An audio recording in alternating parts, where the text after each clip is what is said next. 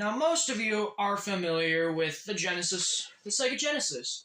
You know, the one that tried to beat Nintendo. Halfway through the Genesis life, they made a second model, the Model 2. And a lot of key differences.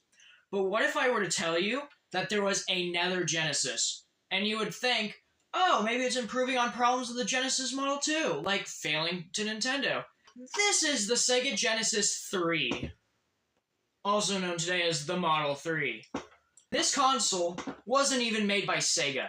It was actually made by Majesco. Sega was too busy fucking up.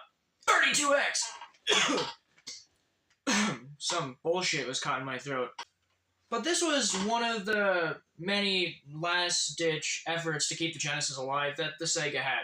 This thing was a stripped-down budget Genesis.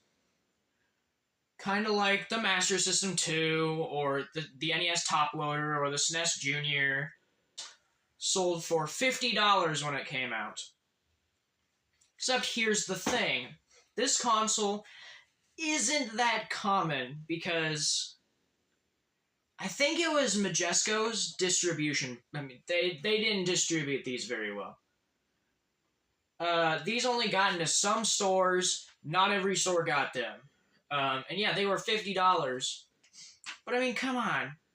By the time this thing came out, you could easily get a Model 2 for under $50, whether it's on the used market or companies trying to sell them because, oh, I don't know, something called the 32X was killing Sega. Sony came in with a successful console.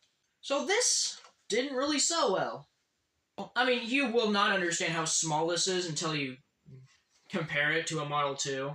If you want to go to show how budget they made this system,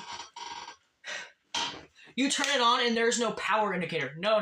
There is just an orange sticker. Okay, before we hook it up, can we talk about how the AV cable and the AC adapter are on the side of the console?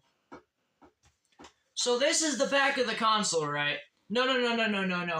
It's on the right side of the console. Why? That just doesn't make sense to me.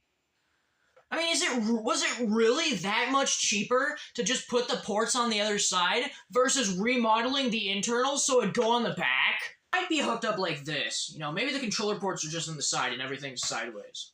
Yeah, that sounds more logical. Move out of the way, you bulky ass Model 2 Genesis.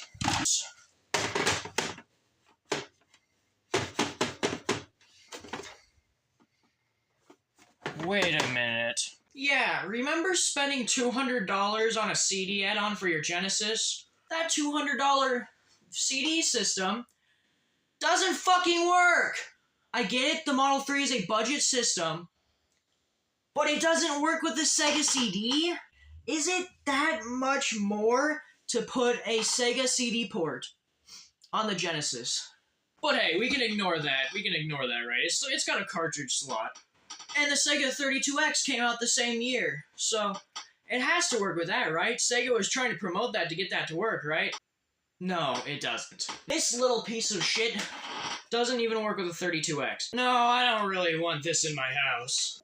My opinion on this thing, unless you're a collector like me, don't even think about buying one of these.